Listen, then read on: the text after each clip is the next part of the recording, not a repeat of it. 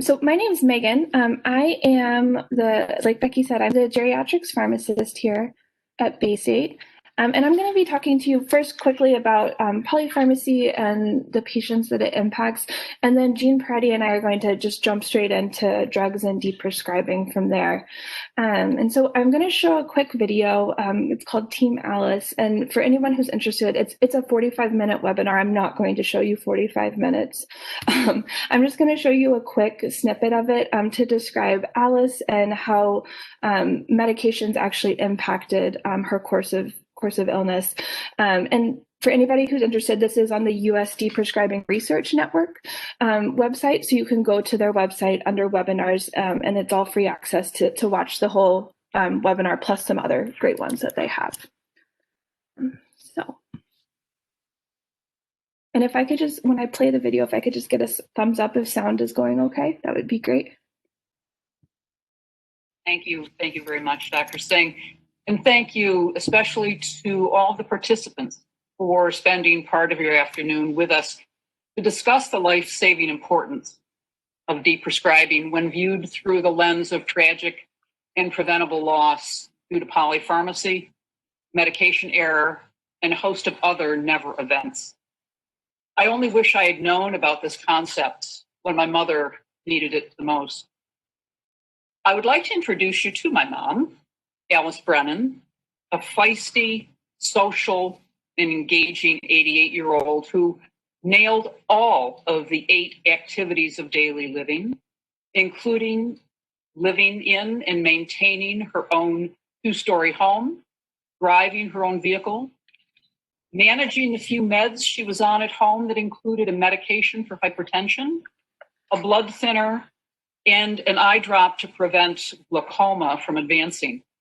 She shopped for and prepared her own meals when she wasn't eating with our family, did her own laundry, managed her own finances down to the penny, and had an extremely active social schedule. I like to compare her to a cross between Carol Burnett and Lucille Ball, if that gives you any about her irrepressible vibrancy and humor. That is, until her tragic and profound encounter with a profoundly dysfunctional healthcare system.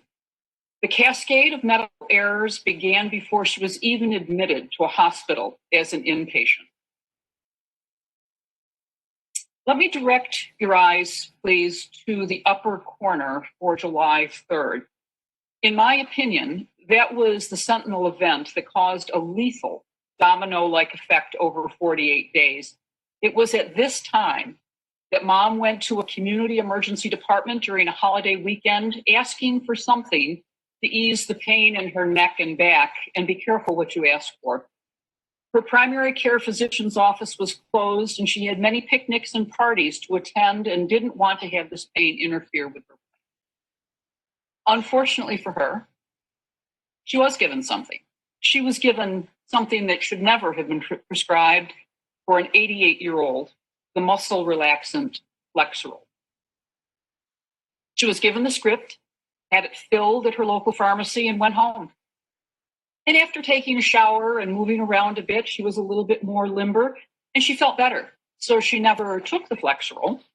It was not until we went to her neurologist a few days later for a routine checkup that we were schooled on the dangers of Flexeril for someone Mom's age.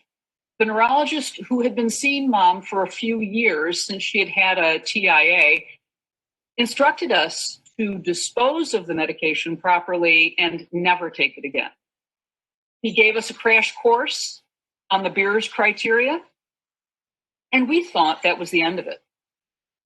A few days later, Mom was experiencing pain and swelling in her right leg, and we went to her primary care physician, who referred us to an orthopedic specialist, believing she was suffering from gout. The orthopedic specialist agreed, but said that he needed to admit her to a local hospital for tests. She was admitted, tests were conducted, and it was determined that she was suffering from pseudo-gout. While hospitalized, Mom was under the care of a hospitalist because her primary care physician had given up privileges for working out of the hospital. And this particular hospitalist believed that she should be discharged to a rehabilitation facility for physical therapy for a week to 10 days, roughly. This occurred on July 17th. I'd visit her twice a day, both when she was in the hospital and when she was in the rehab facility. On the 29th, which you'll see that box in yellow as well, it was 16 days after her initial hospitalization. I stopped to see Mom on my way to work, and I found her hunched over in a wheelchair out by the nurse's station. She was lethargic, she was nauseated, but most alarmingly, she was having violent hallucinations. When I asked the charge nurse, was Mom given something inadvertently? She said, no, I don't believe so. So she showed me the Mom's medication list. And there on the list, and if you're guessing where I'm going with this, there on the list was the medication that we were warned against. There on the list was Flexeril that Mom had been given 3 times a day since the 13th of July. So at this point, since she had been discharged from the hospital, on the discharge list was this list for the rehab facility, and they continued to provide her with that. I explained the warning that we had received from the neurologist and asked if they could please stop giving her this dangerous medication. It was stopped, but suffice it to say the damage was done. What followed was a terrifying downward spiral from the adverse reaction she was having to Flexeril, and it included an unsteady gait, a depressed appetite, ongoing violent hallucinations, urinary retention, and profound lethargy.